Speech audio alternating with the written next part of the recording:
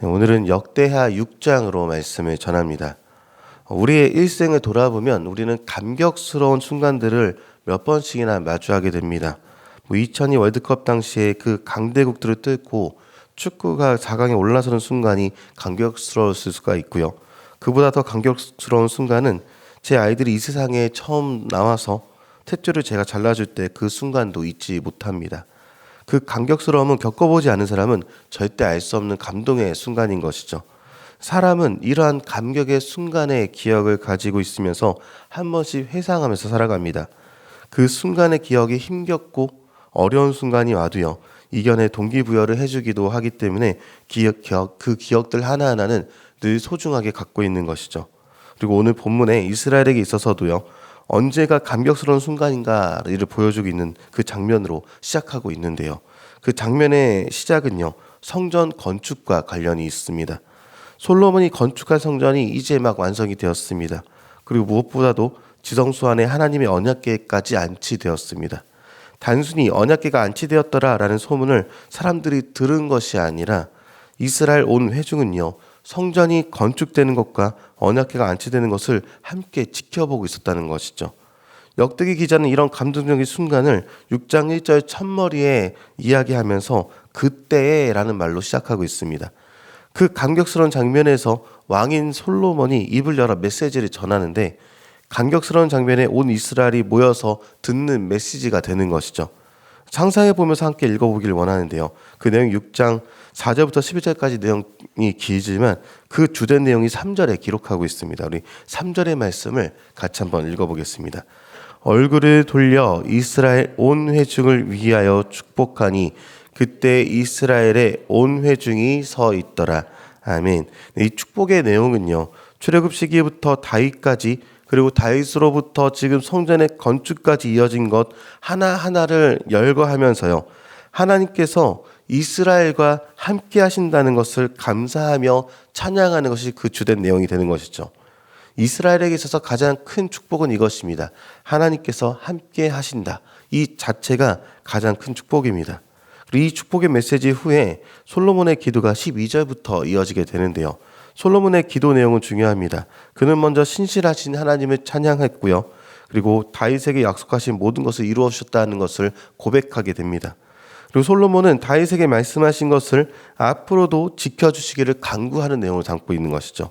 그리고 다음 18절을 보면요, 중요한 신학적 사상이 나오는데, 솔로몬은 하나님께서 사람이 지은 이 성전에 계실 수 없는 분이다라는 것 자체를 인정합니다. 아무리 화려하게 성전을 지은들 사람의 손으로 지은 것에 묶여 계실 분이 아닌 것을 분명히 알았던 것이죠. 그래서 하늘의 하나님이란 말을 계속해서 반복적으로 이야기하고 있는 것입니다. 단지 성전은 임재의 상징이죠. 얼마나 많은 사람이 하나님을 향한 자신들의 정성으로 하나님을 제한하려 하는지 모르겠습니다.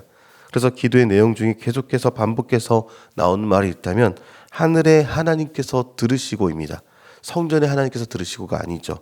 이런 말들 다음에 19절부터 이어진 내용을 보니까 솔로몬은 여러 상황들을 구체적으로 묘사하면서 하나님께 간구합니다. 첫 번째는 범죄하는 경우에 대한 간구입니다.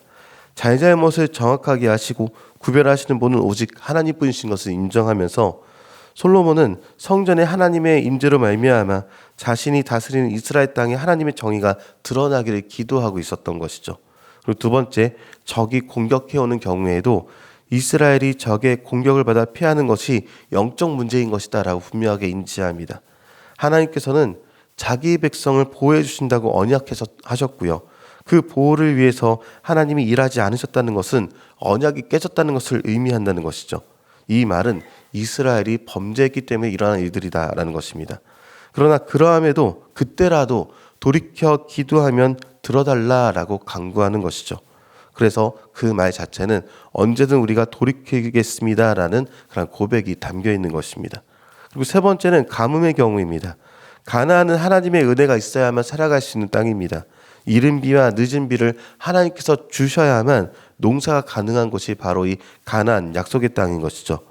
구약 이스라엘 백성에게 가뭄도 영적인 원인으로 말미암은 것입니다. 전능하신 하나님께서 모든 자연적 공급을 약속하셨기 때문에 그렇죠. 그리고 질병의 경우 전염병에 대해서도 기도하고 전쟁에 대해서도 말하면서 마지막으로 솔로몬의 기도의 내용은 다윗의 시를 인용하게 되는 것이죠. 바로 하나님께서 그분의 얼굴을 돌리지 않기를 원하고 있다라고 말합니다.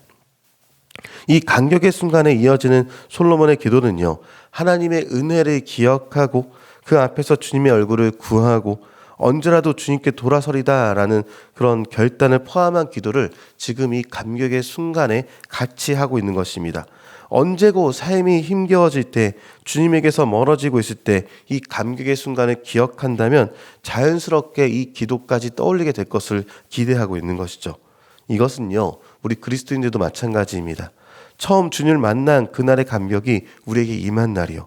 그 감격은 당시에 내가 했던 고백들, 하나님 향해 날마다 찬양하겠노라고, 주님의 얼굴을 내게서 돌리지 말아달라고 그런 기도의 제목들을 떠올리게 됩니다. 우리와 관계가 있으신 주님의 은혜에 감격하면서 날마다 우리 주님을 묵상하기 원합니다. 날마다 예수로 살고 날마다 주님을 전하게 되시기를 주님의 이름으로 축원합니다.